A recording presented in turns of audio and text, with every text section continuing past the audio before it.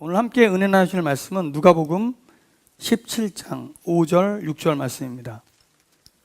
신약성경 124페이지에 있습니다. 누가복음 17장 5절 6절 말씀입니다. 봉독해 드리도록 하겠습니다. 사도들이 주께 여짜오되 우리에게 믿음을 더하소서 하니 주께서 이르시되 너희에게 겨자씨 한 알만한 믿음이 있었더라면 이 뽕나무더러 뿌리가 뽑혀 바다에 심기어라 하였을 것이요 그것이 너희에게 순종하였으리라. 아멘. 작은 불꽃 하나가 큰 불을 일으키어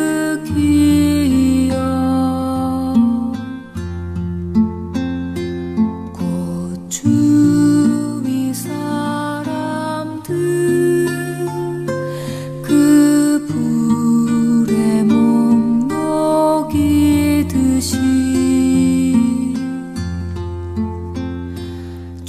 주님의 사랑이 같이 한 번 경험하면 그의 사랑 모두에게 전하고 싶으리.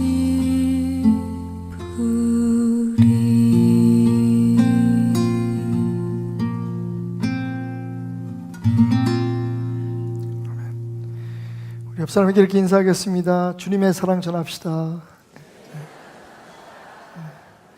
펀처치 베들께 오신 여러분들을 다시 한번 주님의 이름으로 환영합니다. 오늘 중요한 일들이 많으니까 제가 조금 여러분들이 허락해 주시면 시간을 내서 좀 광고를 하고 지나갔으면 좋겠습니다. 먼저 오늘 3시에 있을 예수마을, 아프리카 예수마을에서 주관하는 감사 콘서트. 여러분들, 이게 후원의 의원들을 모집하기 위한 꼼수구나 생각하시는 분들은 회개하십시오. 예, 그런 뜻 별로 없고요. 별로 없다고 말씀드렸습니다. 전혀 없는 것은 아니고요. 오셔서 그동안 1년여 동안 여러분들이 베델 중학교를 후원해 주셨잖아요.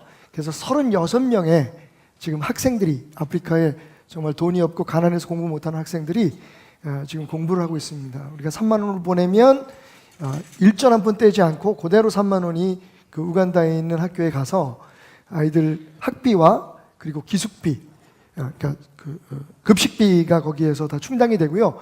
교사 월급까지 나갑니다. 그 외에 필요한 모든 행정 비용이나 이런 것들은 우리 아프리카 사람들, 임원들, 또 이사들이 다 회비를 내서 그것을 운영을 하고 있습니다. 그러니까 저희들의 마음은 여러분들이 헌금하신 게 그대로 그 마음대로 전해드릴 수 있도록 그렇게 하는 게 목표니까요.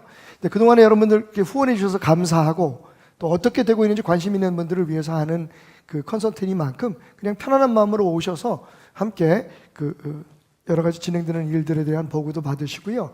그리고 어떤 분들이 일하고 있는지 좀 인사도 나누시고, 특별히 디아코노스라고 하는 9명이죠? 지휘자님? 10명입니까? 예. 반주제까지 10명. 10명의 남성 중창단입니다. 예. 그냥 한마디로 제가 표현해 드릴게요. 죽여줍니다.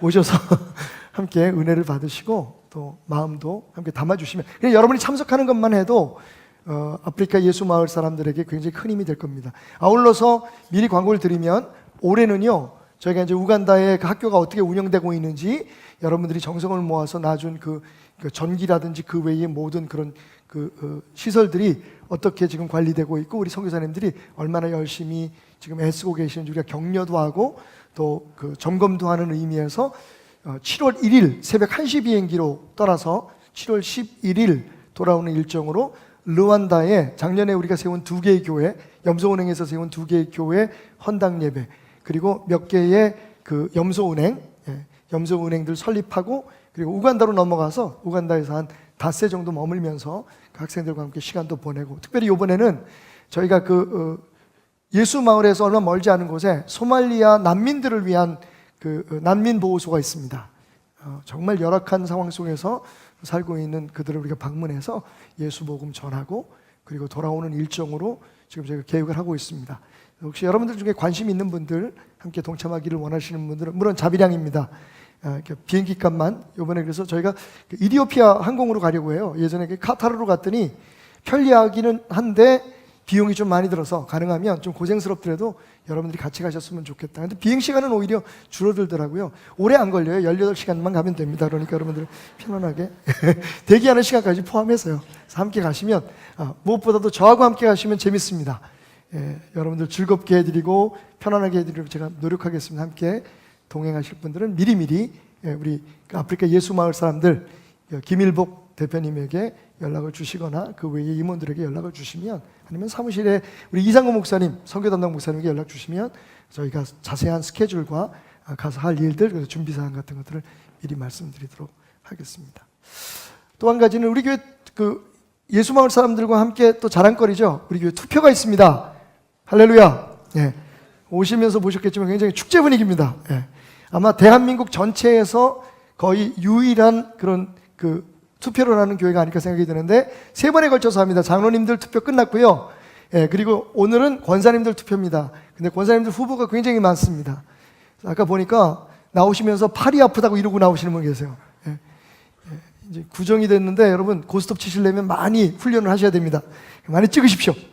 예, 걱정되는 건 찍다가 힘들어. 그리고 중간에 나오시면 우리 교회 권사님들은 김씨, 박씨, 이씨만 있게 되겠습니다. 그러니까 끝까지 다 보시고 교회에서 기도하면서 후보로 올려드린 분들이니까 여러분은 그냥 기도하는 마음으로 함께 동참하시고 또 모르시는 분들도 많을 거예요. 처음 보시는 분들 계신데 기도하시고 여러분 감동되는 대로 그렇게 찍어주시면 될 것 같습니다. 그리고 27일 날은 안수 집사님들을 위한 마지막 투표가 있다는 것 기억해 주시면 감사하겠습니다. 자, 이번에는 여러분들에게 마지막으로 드리는 광고입니다. 지난주에 여러분들에게 겨자씨 나눠드렸죠. 자, 겨자씨 지금도 잘 보관하고 계신 분, 가져오신 분들 한번 손 들어보십시오. 큰일 났다. 이만큼 준비 안 했는데. 예. 자, 손 내리시고요. 지난주에 제가 여러분에게 나눠드렸던 겨자씨를 심었더니 이렇게 났네요. 거짓말. 예, 그건 아니고요. 겨자씨 가져오신 분들은 나가시면서 저희 안내석에 저희가 이런 그 다육이 식물들을 좀 준비해 놨습니다. 제가 직접 광명에 있는 꽃시장에 가가지고 여러분들을 위해서 골랐어요. 그러니까 여러 종류의 다육이 식물들을 심어놨는데 이 화분에는 작은 것을 소중히 여기는 교회 그리고 누가복음 13장 18절 19절 말씀이라고 적혀 있습니다. 다육이가 1년 정도 여러분들이 충분히 그 이상으로도 잘 보관할 수 있는데 한 가지 여러분 주의사항은 얘는 관심을 너무 쏟으면 죽습니다. 그러니까 물을 너무 자주 주면 안 된다는 거예요. 보통 한 13일, 14일에 한 번, 그러니까 2주에 한 번 정도 물을 조금씩만 주시면 잘 자랍니다. 그래서 1년 내내 여러분 보이는 곳에 놓으시고 작은 것을 소중히 여기는 교회, 올 한 해에 우리 교회의 표를 좀 기억해 주셨으면 좋겠습니다. 혹시 겨자씨를 잡수신 분들 오늘 다시 나눠드리겠습니다. 여러분들 꼭 나가시면서 이 겨자씨와 이 화분을 받고 가시는데 혹시 겨자씨가 없으신 분이나 못 받으신 분들은 나가시면서 하나씩 받아가시면 되겠습니다. 여러분 여기 담겨있는 이 겨자씨가 우리 전교인입니다. 베델교회 크기만한 겨자씨 통이니까 이 안에 담겨있는 게 여러분들이 2개씩 가져가셔도 남을 만큼 많은 겨자씨입니다. 그러니까 나가실 때 꼭 가져가셔서 보니까 많은 분들이 이렇게 스카치 테이프 있죠? 투명한 스카치 테이프로 조그맣게 잘라서 성경 뒤쪽에다가 이렇게 겨자씨를 붙여놓으셨다고요. 그럼 1년 내내 겨자씨를 보시면서 이 작은 겨자씨 하나 속에 담겨있는 하나님의 나라, 우리 베델교회가 그 작은 것을 소중히 여기게 하소서라고 하는 기도 제목과 함께 여러분들이 기억할 수 있을 것 같습니다. 겨자씨 가져오신 분들은 나가실 때 꼭 이 선물 화분 충분히 준비해 놨으니까 꼭 받아가시기를 부탁을 드리겠습니다. 잠시 기도합니다. 하나님, 오늘도 주님 부족한 종이 말씀드리고 섭니다. 홀로 두지 마시고 주님 친히 역사하여 주옵소서. 성령으로 함께하여 주옵소서. 예수님의 이름으로 기도드렸습니다. 아멘. 작은 것을 소중히 여기는 교회 2번째 시간입니다. 어떤 한 젊은이가 평생 이 스포츠카를 몰아보는 게 꿈이었어요. 정말 젊은 시절에 열심히 돈을 벌어서 마침내 꿈에도 그리던 1억이 넘는 스포츠카 한 대를 샀습니다. 얼마나 기분이 좋았겠어요. 그래서 그 스포츠카를 뽑는 날 그 자동차를 몰고 이제 막 여기저기를 돌아다녔는데요. 산도 넘고 들도 지나서 고속도로를 달려가지고 한참 가다가 보니까 조금 넓어 보이는 개울 하나가 그 앞에 나타났습니다. 차를 앞에서 세워놓고 이 개울을 건널까 말까 고민을 하는 거예요. 그런데 보니까 어린아이 하나가 그 개울가에서 놀고 있었습니다. 몸이 젖은 거 보니까 물속에 들어가서 놀았던 것 같아요. 그래서 이 젊은이가, 스포츠카 운전사가 문을 열고서 스포츠카는 이렇게 안 하는구나, 직 열고 물어봤습니다. 건널만 하니? 그랬더니 이 꼬마가 고개를 끄덕끄덕 거리는 거예요. 여기서 사는 아이 같고 이 물에서 지금 방금 놀다 나온 아이니까 건널만 하다니까 믿고서 시동을 걸고 드디어 개울 안으로 들어갔습니다. 그리고 3분의 1도 채 가지 못해서 차가 반쯤 물에 잠기고 맙니다. 얼마나 화가 나는지, 얼마나 비싼 자동차입니까? 그래서 문을 열고 나와가지고 아이한테 소리를 지르기 시작하죠. 이 나쁜 놈! 감히 어른한테 거짓말을 해? 네가 건널만 하다 그래서 차를 몰고 가다가 지금 물에 빠졌잖아. 너 어떡할래? 그랬더니 이 아이가 오히려 이상하다는 듯 그 운전자를 쳐다보더니 이렇게 말합니다. 수영하면 건널만 하다고요. 저는 수영하고 건너다니거든요. 여러분, 건너는 건 맞는데 이 스포츠카 운전자가 생각했던 건넘과 이 어린아이가 생각하는 건넘이 달랐던 겁니다. 서로 소통이 안 되니까, 이해가 안 되니까 이런 낭패를 보게 된 거죠. 오늘 말씀을 주목하십시오. 2절의 짧은 말씀이지만 굉장히 깊은, 어찌 보면 기독교의 가장 기본적인 진리를 담고 있는 말씀입니다. 5절, 사도들이 주께 여짜오되 우리에게 믿음을 더하소서 하니. 6절, 주께서 이르시되 너희에게 겨자씨 한 알만한 믿음이 있더라면 이 뽕나무더러 뿌리가 뽑혀 바다에 심기어라 하였을 것이요 그것이 너희에게 순종하였으리라. 여러분, 제자들이 말합니다. 우리에게 믿음을 더해 주십시오. 그랬더니 예수님께서 답합니다. 너희에게 겨자씨 한 알만한 믿음이 있었으면 충분했을 텐데. 여러분, 지금 제자들이 믿음을 얘기합니다. 예수님도 믿음에 대해서 말씀하십니다. 그런데 이 두 믿음은 다른 믿음입니다. 제자들은 더해달라는 믿음입니다. 지금 우리가 갖고 있는 믿음 위에 더해질 수 있는 믿음의 질량에 대해서 이야기하고 있는 것이고, 지금 예수님은 겨자씨만한 믿음, 즉 있고 없고의 문제에 대해서 이야기하고 있는 겁니다. 그러니까 이 두 믿음 사이에 얼마나 큰 차이가 있는 것일까요? 자, 말씀에 충실하기 위해서 다시 한번 믿음에 대해서 생각해 보겠습니다. 예수님이 말씀하시는 그 믿음은요, 우리가 상상조차 하지 못하는 능력의 근원이 됨을 여러분 믿으시기 바랍니다. 오늘 말씀해 보니까 겨자씨 한 알만한 믿음 얼마나일까요? 요겁니다. 여러분 눈에 보이지도 않습니다. 제 두툼한 그 손가락 사이에 감춰져서 보이지도 않는 이 겨자씨 한 알. 여러분, 우리에게 이만한 믿음만 있으면 뽕나무를, 땅에서 잘 자라고 있는 뽕나무를 뽑아서 그 뽕나무를 바다에 심기우라 그러면 뽕나무가 알아서 순종을 한대요. 와우. 마태복음에는 뭐라고 얘기하고 있냐면, 이 겨자씨만한 한 믿음만 너희에게 있었다면 너희가 이 산을 들려 여기에 저기에 옮기라 그러면 그렇게 될 것이고 그보다 더 많은 일을 할 수 있을 것이고 말씀하십니다.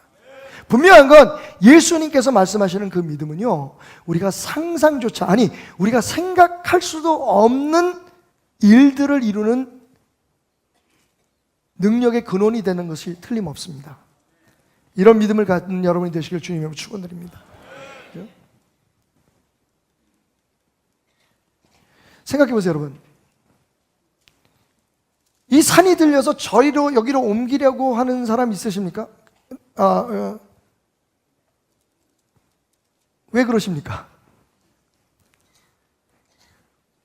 잘 살고 있는 뽕나무를 뽑아서 바다에 심기우라고 얘기하는 사람 있습니까, 여러분? 미쳤습니까? 뽕나무는 바다에 심기면 죽습니다. 자, 여기 특유의 유대인들의 강조법이 담겨 있는 것을 우리가 이해할 수 있습니다. 그럼에도 불구하고 여러분, 우리가 보통 생각하지 않는 일이에요. 이 일은 하나님께서 창조하신 이 아름다운 세상의 산을 옮겨서 여기다가 그럴 사람 없습니다. 그죠? 말씀 그대로 이해하면 잘 살고 있는 뽕나무를 뽑아가지고 바다에 가서 너 거기서 살아라라고 할 사람이 없어요. 거의 전지전능한 하나님의 능력을 지금 과시하고자 하는 것을 우리가 이 말씀 속에서 볼 수가 있습니다. 그러니까 이런 거죠. 너희에게 이 겨자씨만한 믿음 하나만 있으면 너희가 생각지도 않는, 심지어는 불필요하다고 느끼는 일에 대해서 너희가 그렇게 기도할지라도 외칠지라도 그 일이 이루어질 거라는 겁니다. 상상 이상, 우리가 기대하는 것 이상의 놀라운 일들이 이루어질 수 있는 힘. 그런데 그 힘인 믿음이 겨자씨 하나만큼만 있어도 우리의 삶은 능력으로 충만할 것이라는 거죠. 자, 근데 여기 문제가 있습니다. 그럼 여태까지 우리의 믿음은 뭡니까? 여러분 믿음 있으십니까? 자, 나갑시다. 우리 산 옮깁시다. 여기 있는 화분을 이쪽으로 한번 옮겨주시겠습니까? 자, 지금부터 주여 화분이 옮겨질지어다 하는 겁니다. 하나, 둘, 셋. 주여 화분이 옮겨질지어다. 옮겨졌네요. 근데 이건 여러분의 외침의 능력이 아니었습니다. 그죠? 기억해 주십시오. 우리는 당황하기 시작하죠. 우리에게 있는 믿음은 도대체 뭐지? 분명히 우리는 믿음이 있다고 생각하는데, 어떤 믿음? 열심히 기도하면 하나님께서 우리 기도를 들어주시고, 열심히 헌신하고 봉사하면 심은 대로 거두시는 하나님께서 우리에게 축복을 주시고, 우리 자녀들은 하나님의 자녀니까 하나님에게 맡겼으니까, 이 사업은 하나님만 맡겼으니까 하나님께서 잘 되게 할 줄 믿습니다. 믿습니다. 믿습니다. 믿습니다. 믿습니다. 믿습니다. 막 아멘하고 싶어서 근질근질하죠. 근데 아멘하면 안 될 것 같아. 그지? 아멘하지 마세요. 지금 조금 이따 하세요. 아멘할 수 있는 시간을 충분히 드리겠습니다. 알고 하는 아멘이 축복의 열쇠임을 믿으시기 바랍니다. 예. 무작정 해도 괜찮긴 해요. 안 하는 것보다는 한 것 같아, 내가 볼 때. 예. 그거 좋습니다. 예. 근데 여러분, 사실 예수님 말씀 들으면 정말 솔직히 우리는 좌절하게 돼요. 우리가 가지고 있는 믿음은 겨자씨만도 못하다는 얘기잖아요. 화분 하나도 못 옮기는데 산을 옮겨요? 그래서 산이 큰 문제라고 생각합시다. 뽕나무가 정말 우리의 삶 속에 꼭 옮겨져야 될 어떠한 문제라고 생각합시다. 여러분, 우리에게 겨자씨 하나래요. 그것도 겨자씨 하나만한 믿음이 있어도 그 일이 이루어진다고 하는데, 그리고 믿음이 바로 그러한 일들을, 그 기적을 일으키는, 우리가 상상하지 못하고 기대하지 못했던 일까지도 이룰 수 있는 능력의 원천인데, 여러분 우리는 그렇게 믿음 생활을 몇십 년 해왔는데 산을 옮겨요? 그냥 말씀을 읽을 게 아니라 좌절해야 됩니다. 이거 뭐가 문제가 있는 거예요, 여러분. 그게 바로 제자들이 말했던, 우리가 지금 우리를 좌절하게 만드는 그 믿음이라는 것이 바로 제자들이 말했던 그 믿음은 아니었을까요? 제자들이 왜 믿음을 더해달라고 얘기했는지 여러분 그 말씀만 딱 띄워놓으면 모르겠는데 그 앞절을 한번 읽어보겠습니다. 잘 들으십시오. 제자들이, 예수께서 제자들에게 이르시되 실족하게 하는 것이 없을 수는 없으나 그렇게 하게 하는 자에게는 화로다. 그가 이 작은 자 중에 하나를 실족하게 할진대 차라리 연자 맷돌이 그 목에 매여 바다에 던져지는 것이 나으리라. 예수님 이렇게 심하게 말씀하시네. 여러분 평생 살면서 누구도 실족치 않게 하신 분, 한 번도 나는 누구의 마음을 상하게 했거나 누구에게 상처를 준 적이 없다 하시는 분 한번 손 들어 보십시오. 예수님도 그건 인정하시잖아요. 실족하게 하는 것이 없을 수는 없다. 그게 인간이다. 솔직히 우리가 좋게 얘기했는데, 칭찬하려고 얘기했는데 그게 또 상처가 되는 사람들도 있더라고. 그러니까 세상 살면서 누구의 마음에 상처를 주거나 누구의 마음에 힘들게 하거나 누구를 실족하게 하는 일을 하지 않는 사람은 있을 수 없어요. 근데 예수님은 심하게 말씀하십니다. 그 작은 한 사람이라도 실족하게 하면 차라리 연자 맷돌을 메고 물속에 들어가서 안 떠오르는 게 낫다는 거예요. 제자들이 놀랬겠죠. 어떻게 우리가 인간으로서 그럴 수가 있어? 그런데 그 다음 말씀은 더 재밌습니다. 예수님이 이어서 뭐라고 말씀하시냐면 너희는 스스로 조심하라. 만일 내 형제가 죄를 범하거든 경고하고 회개하거든 용서하라. 그리고 말씀하시기를 만일 하루에 7번이라도, 이건 상습적인 거지. 이런 거예요. 내 염장을 질러놓고 금방 가서 내가 잘못했어. 조금 있다가 5분 후에 다시 와서 또 똑같은 얘기로 나를 상처를 주고 그다음에 난 잘못했어. 그리고 3번째 와가지고 나한테 사기를 치고 나 잘못했어. 이렇게 해서 여러분, 평생에 7번도 아니고 하루 동안에 7번 잘못하고 사과하고 잘못하고 용서를 구하는 건 이건 상습적인 거죠. 그런데 예수님 뭐라고 말씀하시냐 하면 그래도 용서를 구하면 너는 그를 용서해 줘라라고 얘기합니다. 솔직히 이 실족하게 하지 마라. 용서를 구하는 모든 자들에게 무조건 용서해 줘라. 이거 어려운 일입니다. 이 얘기를 듣고 제자들이 야, 이거 우리가 가지고 있는 믿음 가지고는 안 될 것 같아. 우리의 능력 가지고는 안 될 것 같아. 그래서 예수님께 이렇게 간청을 하죠. 우리에게 믿음을 더하소서. 이 얘기는 그럼 지금 우리의 그 믿음의 상태로는, 지금 우리의 그런 어떤 모습으로는 예수님 말씀 따를 수가 없네요. 그러니 그걸 따를 수 있는 힘을 우리에게 더하여 주십시오.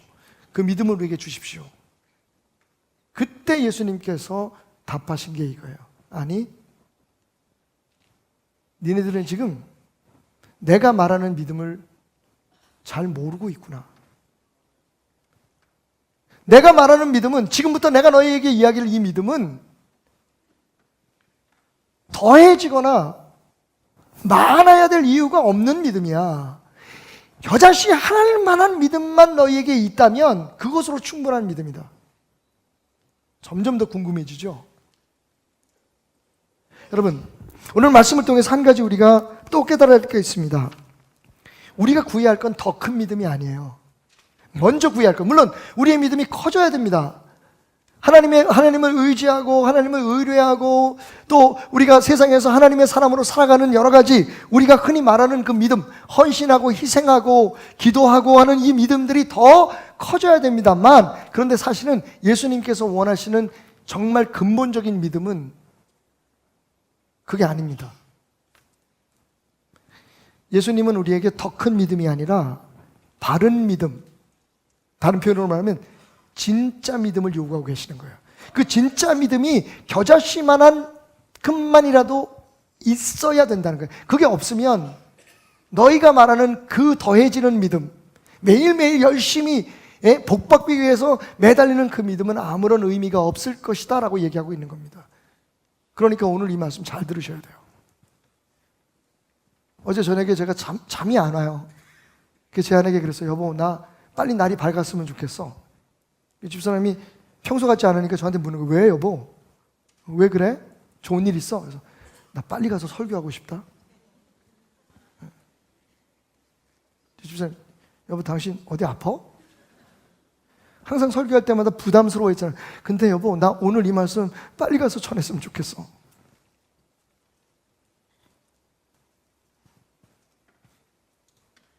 그냥 오늘 제가 전하는 말씀은 그런 말씀이라고요.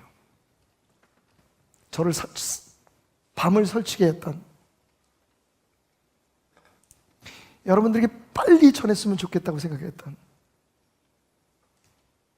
여러분, 이 진짜 믿음이 없으면 우리가 생각하는 믿음을 매일매일 더해가고 매일매일 더 많이 쌓아가는 건 의미가 없을 수 있습니다. 자, 그렇다면 예수님이 말씀하시는 그 진짜 믿음은 뭘까요? 겨자씨 하나만큼도 우리에게 없을지도 모르는, 있었다면 우리의 삶이 정말 달라지고 우리의 신앙이 정말 달라져야 될 그 진짜 바른 믿음은 뭘까요? 여러분, 그것을 이해하기 위해선 역시 이어지는 7절부터 10절까지의 말씀을 읽어보면 됩니다. 어떻게 보면 굉장히 일반한 것 같아요. 상관이 없는 얘기처럼 들립니다. 갑자기 예수님께서 겨자씨 하나일 만한 믿음이 있어도 이 뽕나무를 들어서 바다에 심기라면 그렇게 될 것이다. 그가 뽕나무가 순종한다 그랬어요. 뽕나무가 순종한다고 말씀하시면서 이어지는 예는 마치 누가가 성경을 편집할 때 다른 시기에 다른 때에 예수님이 하신 말씀을 이렇게 편집해 놓은 게 아닐까라고 의심할 만큼 겨자씨 작은 믿음하고는 전혀 관계없는 얘기예요. 무슨 얘기냐면 주인과 종의 얘기예요. 한번 들어보시겠습니까? 너희 중 누구에게 밭을 갈거나 양을 치거나 하는 종이 있어서 밭에서 돌아오면 그더러 곧 와 앉아서 먹으라 할 자가 있느냐? 도리어 그더러 내 먹을 것을 준비하고 띠를 띠고 내가 먹고 마시는 동안에 수종을 들고 너는 그 후에 먹고 마시라 하지 않겠느냐? 명한 대로 하였다고 종에게 감사하겠느냐? 이와 같이 너희도 명령받은 것을 다 행한 후에 이르기를 우리는 무익한 종이라 우리가 하여야 할 일을 한 것뿐이라 할지니라. 여러분, 이게요, 지금 이 시대에 이런 주인이 있으면 인권위원회에 고발당합니다. 그래서 사실은 이 말씀이 이해가 안 가는 거예요. 특히 이 예수님의 이 종과 주인의 예가 우리가 가져야 될 진짜 겨자씨만이라도 있어야 될 진짜 믿음에 대해서 이야기한다는 게 잘 이해가 안 가요. 여러분 보세요. 지금 우리가 최저임금 얘기하고 있고, 그 다음에 근무 시간, 최고 근무 시간에 대해서 일주일에 몇 시간 근무하고 그 이상하면 돈 더 줘야 되잖아요. 그죠? 그리고 최저임금 이하로 주면 그게 법으로 걸립니다. 그런데 이 주인은 진짜 이상해요. 종이 밭에서 일을 하고 돌아왔는데 뭐라 그래요? 지금 우리의 법으로 말하면 인권 얘기하는 지금 이 시대의 그런 풍습에 비교하면 이렇게 얘기해야 돼요. 가서 쉬어라, 수고했어. 자, 오늘 일당이다. 내일 다시 출근할 때까지는 네가 하고 싶은 일을 해. 요새 심지어는 군인들도 일과를 마치면 그 정해진 지역에 밖에 나가서 놀다 들어오라고 그렇게 허락한다는데, 이건 완전히 갑질 중에 갑질이죠. 그런데 여러분, 그래서 우리가 진짜 믿음을 이해 못하는 거예요. 예수님 시대에는 그랬단 말이에요. 이 종 보세요. 그리고 열심히 일하고 돌아왔는데 주인이 그래요. 아, 수고했다. 자, 그럼 지금부터 밥 차려라. 그러니까 가서 흙 묻은 옷을 다 벗고 집에서 수종 드는 옷으로 갈아입은 채 이 종이 가서 부엌에 가서 밥을 합니다. 저녁밥을 하고 가져왔어요. 자, 야, 그래, 수고했다. 야, 내가 그런 일까지 시켜서 미안해. 가서 쉬어. 이렇게 얘기하지 않죠. 주인이 뭐라 그래요? 자, 야, 고맙다. 그럼 지금부터 나 밥 다 먹을 때까지 옆에 있어. 그 종이 예수님 당시의 풍습대로 주인이 밥 먹을 때까지 옆에 서 있는 거예요. 군소리 안 해요. 그러면서 예수님이 뭐라고 논리를 펴시냐면, 자, 그렇게 했다고 해서 주인이 그 종에게 감사하다고 하겠느냐? 이런 싸가지, 죄송합니다. 이런 주인이 어때요? 지금 만약 이런 주인이 있다면 여러분 난리 나죠. 그러니까 우리가 하나님의 나라를 이해 못하는 거예요. 지금 세상에서는 그런 게 맞아요. 점점 우리나라가 좋아진다고 얘기하니까 세상에서는 그 법이 맞을 수 있어요. 하지만 하나님 나라를 이해하려면 지금 우리가 사는 이 세상의 법과 풍습으로 이해할 수 없는 거예요. 그러니까 믿음이 이해가 안 가는 거예요. 진짜 믿음이.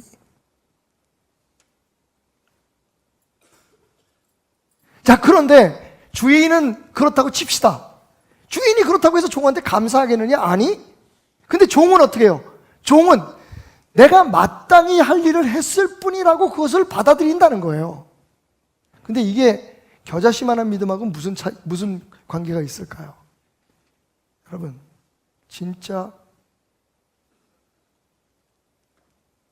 겨자씨 하나만한 믿음을 제대로 설명해 주는 거예요. 여러분 이해를 돕기 위해서 제가 영화 한 편을 준비했습니다. 제가 영화를 많이 보는 건 아시죠?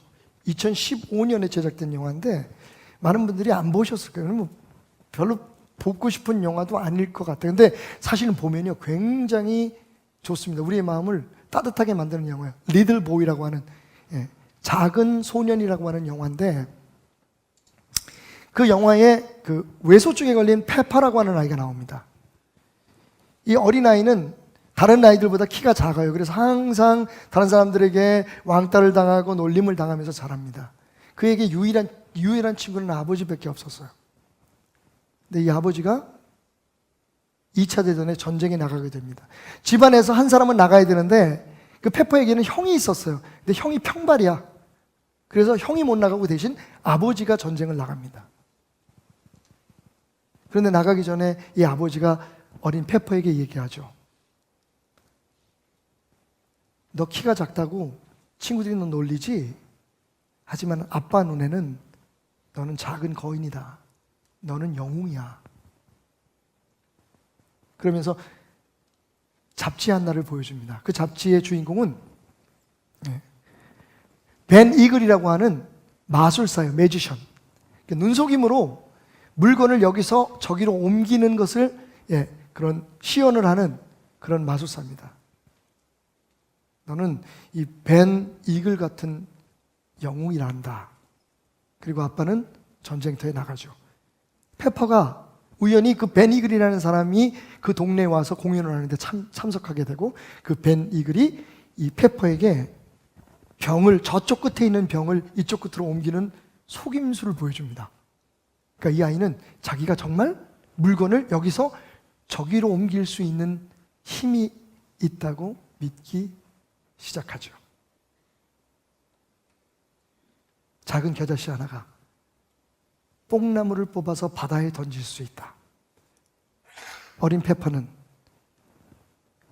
그것을 믿고 성장하게 됩니다. The seed itself doesn't do anything. What I said is, if you have faith, the invisible power. Like Ben Eagle's powers? Ben Eagle. Well, no, that's just fantasy.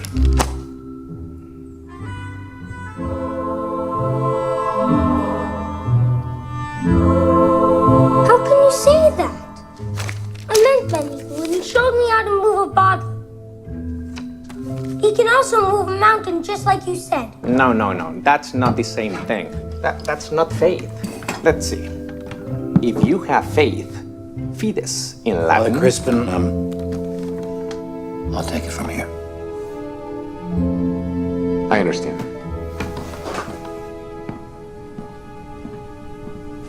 Take a seat.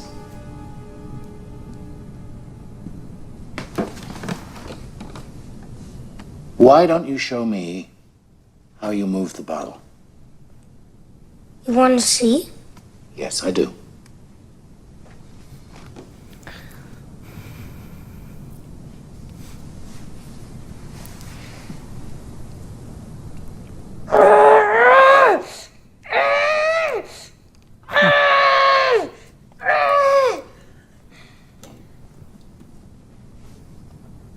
I guess that was stupid of me.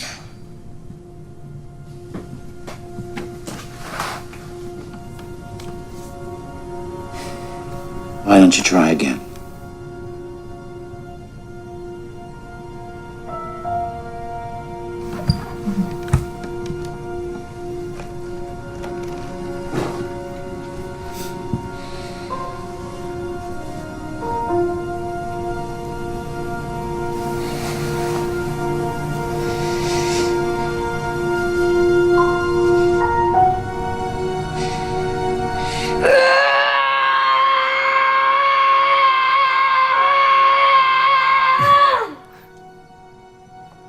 Again.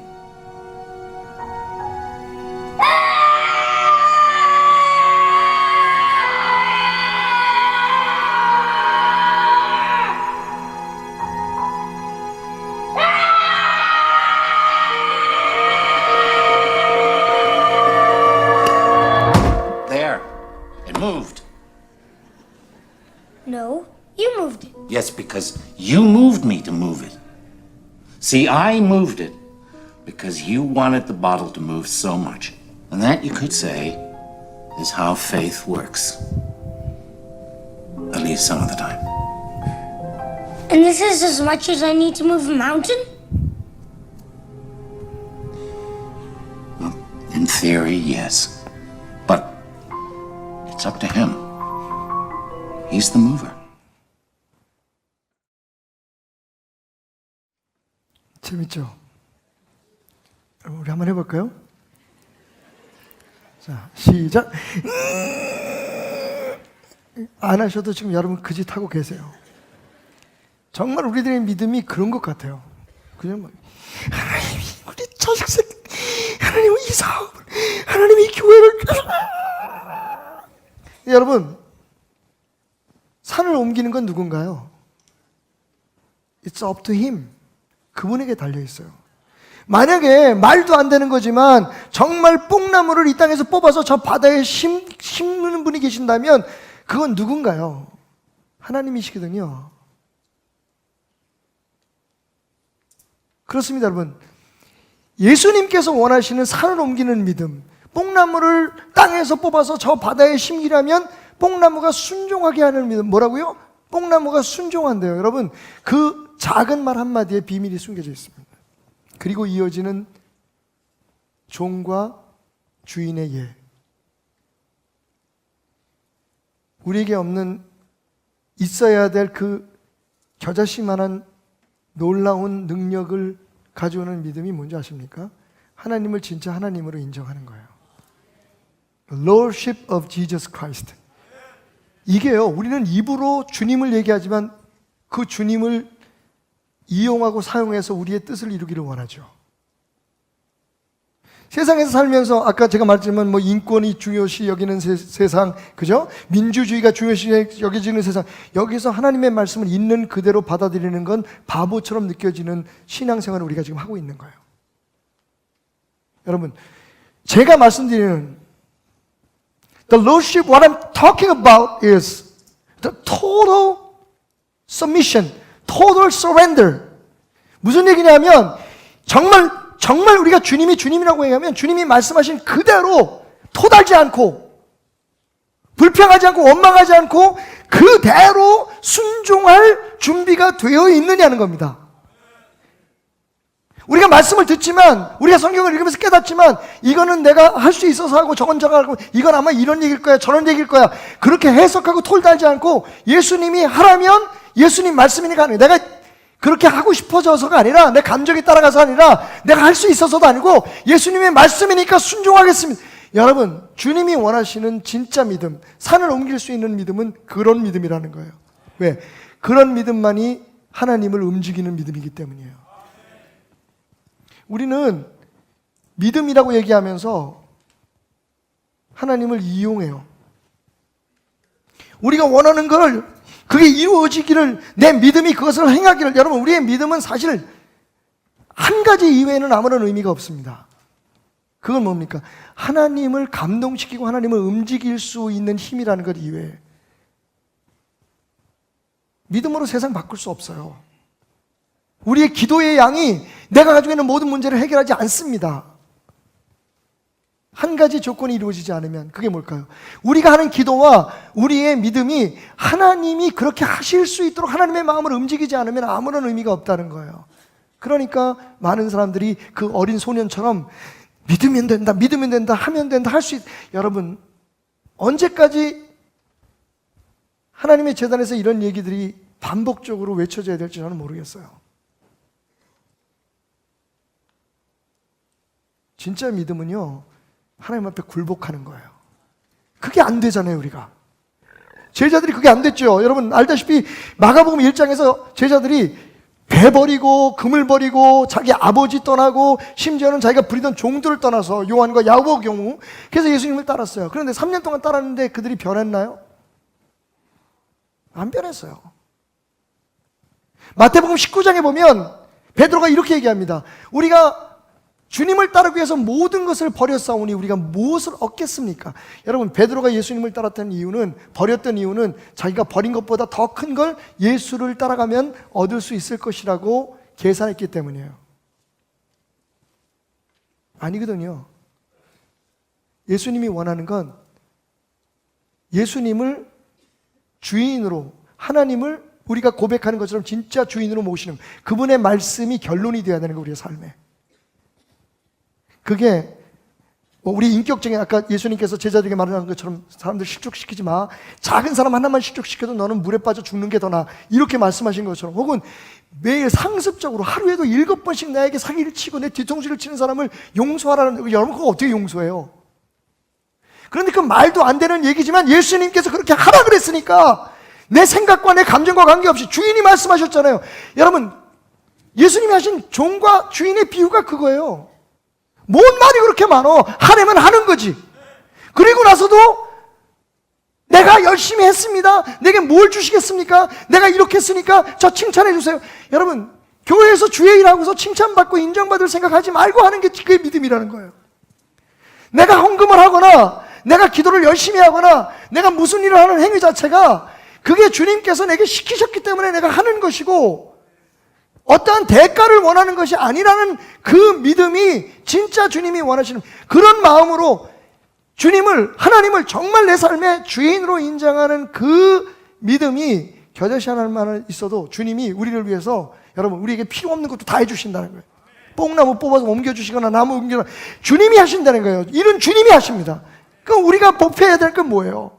더 열심히 해서 하나님을 이용하자. 더 열심히 해서 하나님의 어떤 축복을 받아내자가 아니라 하나님의 마음을 내가 어떻게 감동시킬 수 있나? 하나님을 어떻게 움직일 수 있게 할 것인가? 하나님이 어떻게 이 산을 내 기도를 들으시고 내 소망을 들으시고 그래 내가 감동했다.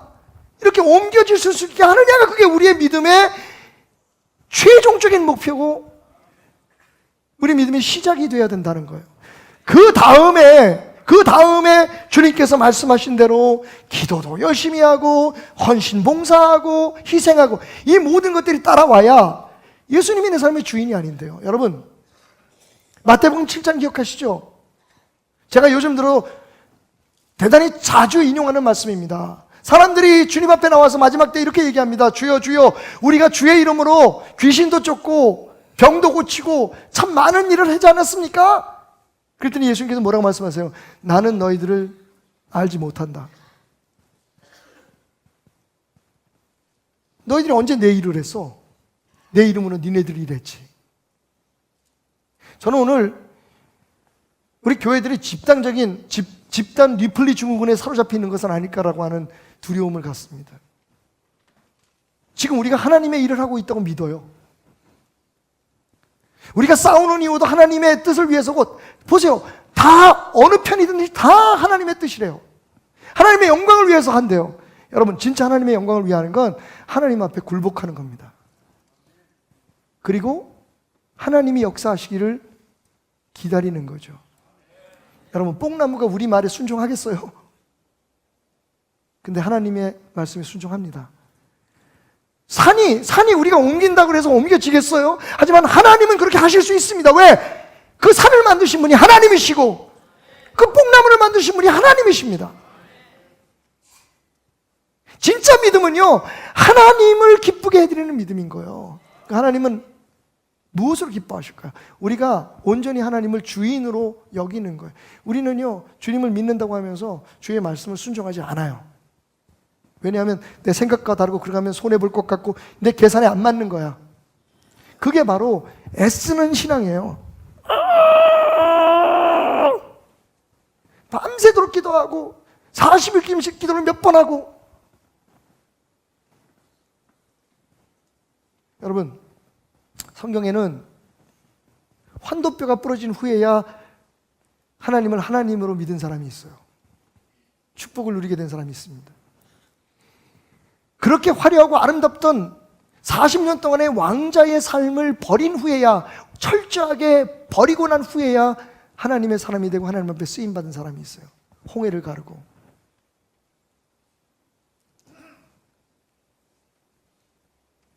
성경에는 그 당시에 최고의 학부에서 공부를 하고 스펙으로 보면 세상에서 최고였지만 그 모든 것을 저 지중해에다가 똥처럼 쓰레기처럼 버리고 난 후에야 하나님 앞에 쓰임받은 사람들이 있어요. 근데 굳이 우리가 환도뼈가 부러질 이유가 있을까요? 지금 우리가 가지고 있는 걸 다 버릴 이유가 있을까요? 여러분 주님은 우리에게 요구하십니다. 내가 정말 너희의 삶에 겨자씨 하나만큼만이라도 주인으로 인정받는 삶이 너희에게서 시작될 수 있다면,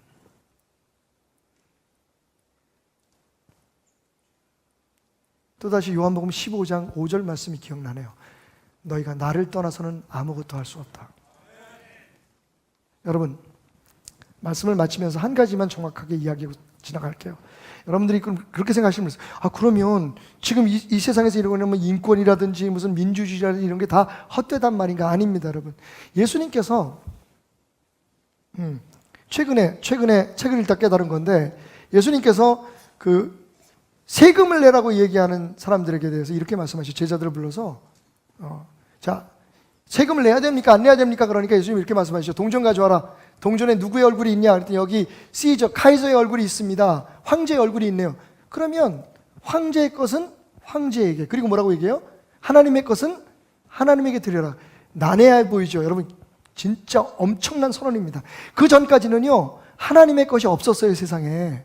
황제가 하나님이었으니까. 그죠? 황제가 법이에요. 황제가 생명입니다. 황제가 죽으려면 죽어야 되고 살면 살아야 돼요. 이 세상의 모든 사람들에게 황제가 하나님이었습니다. 그런데 예수님 뭐라고 말씀하세요? 황제의 것은 황제에게, 하나님의 것은 하나님에게. 그 말씀을 하시는 순간 어떤 역사가 일어나기, 예수님이 뭘 선언하신 거예요? 황제의 세상이 아닌 세상이 있다는 걸 얘기하신 거예요. 황제의 나라만 있는 게 아니야. 너희는 하나님의 나라의 사람이라는 걸, 하나님의 나라가 있다는 것을 잊지 말아라. 지금 저는 여러분에게 하나님의 나라를 이야기하고 있는 겁니다. 세상에서 우리가 살아갈 때는 사회의 법도 지키고, 여러분, 인권이라든지 뭐 민주주의의 이런 법들을 지켜야 되는 게 맞는데, 그런데 여러분, 우리가 하나님의 사람으로 살아가는 사람의 입장에서는 그 모든 것보다 하나님의 나라의 법이 우선돼야 되는 거죠. 성경을 인권으로 가르치면 이걸 제가 어떻게 가르치겠어요? 종에게 어떻게 이럴 수가 있습니까, 여러분? 교회가 어떻게 그럴 수가 있어요? 하나님이 어떻게 우리에게 그럴 수가 있습니까? 솔직히 우리가 지금 생각하고 있는 우리들의 생각과 우리의 사고와 우리의 이념으로 기독교를 수용할 수 있냐? 없어요, 여러분. 그러니까 우리의 믿음이 진짜 믿음에 접근하지 못하는 겁니다. 바뀌어야 돼요, 여러분.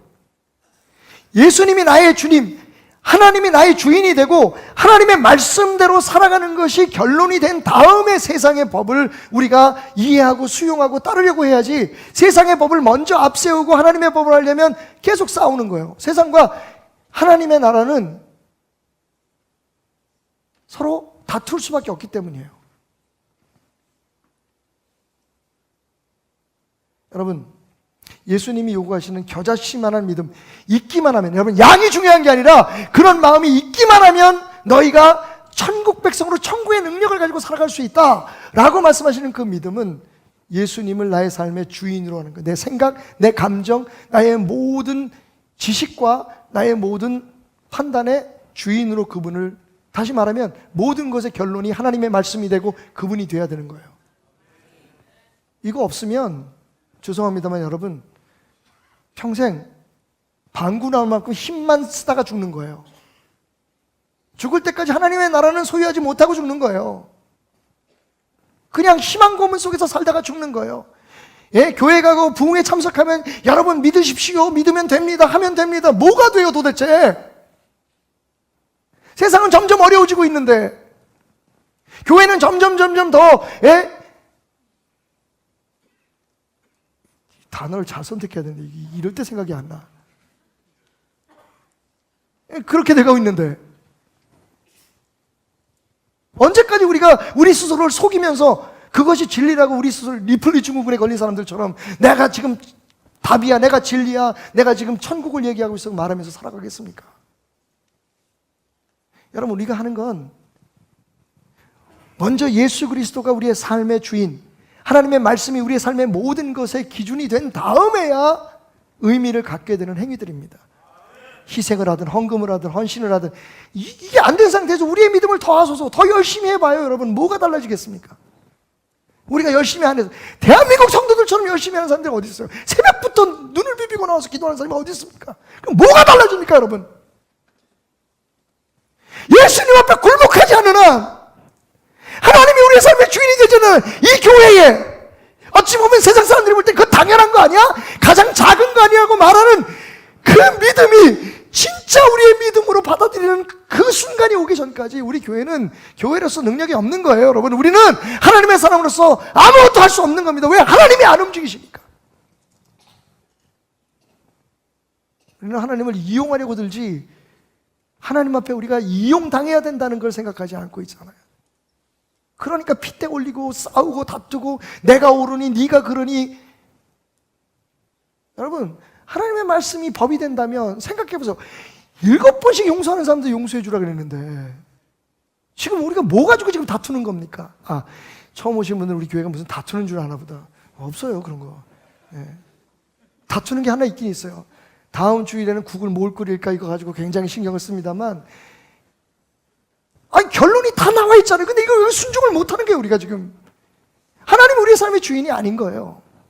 하나님이 우리의 삶에 필요할 때마다 편리하게 사용하는, 그냥 우리가 원하면 언제든지 힘을 도와주시는, 그것도 우리가 열심히 하면 그 열심을 보고 우리에게 역사하시는, 예수님은 지금 말씀하십니다. 너희의 삶에 내가 주인이 되는 그 믿음, 겨자씨만큼만 있어도 너희의 삶은 달라질 거야.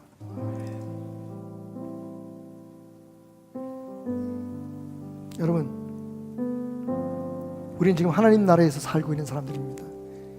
세상의 법을 가지고 자꾸만 따지지 마십시오. 잘못됐다는 거 아닌 거 말씀드렸죠. 하나님의 법이 우선이고 그 법의 기준 안에서 세상의 인권, 여러분 예수님 인권을 얼마나 존중하시는 분입니까?